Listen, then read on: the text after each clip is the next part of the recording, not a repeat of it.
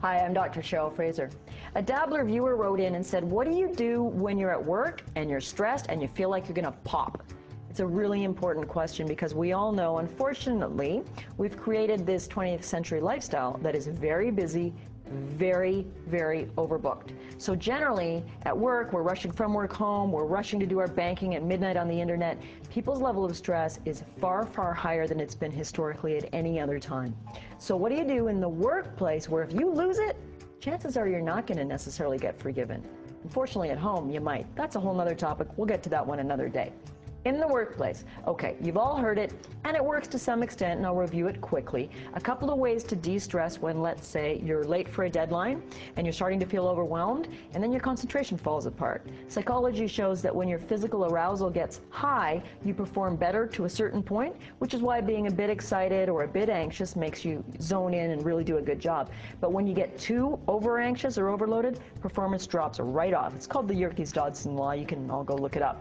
You probably covered in first-year psychology. Point is, when you're at a peak level of performance, you got a bit of an edge. You get a bit too edgy, your performance crashes. What do you do to pull yourself back from being overstimulated to a point where you're on your game? You've all heard about deep breathing. Don't roll your eyes and poo-poo it. It's one of the best universal ways to calm the physiology of the body right now, no matter what's going on. If it's at all possible, take 3 deep, slow breaths. Breathe in through your nose, deep as you can, filling up the whole body. Breathe out through your mouth.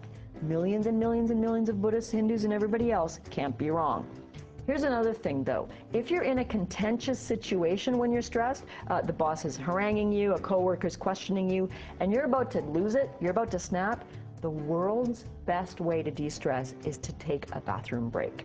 There's no boss alive who's going to refuse to let you go take a pee, frankly. So if you're in a meeting and it's getting really tight, you can go, excuse me, I just need to slip out to the washroom.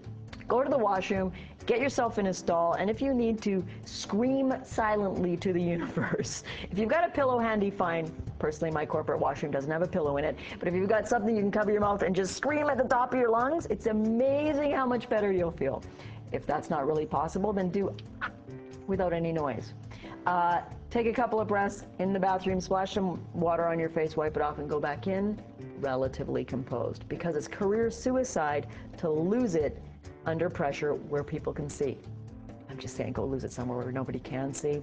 And again, even the most tenacious boss in the world is not going to hopefully follow you into the cubicle.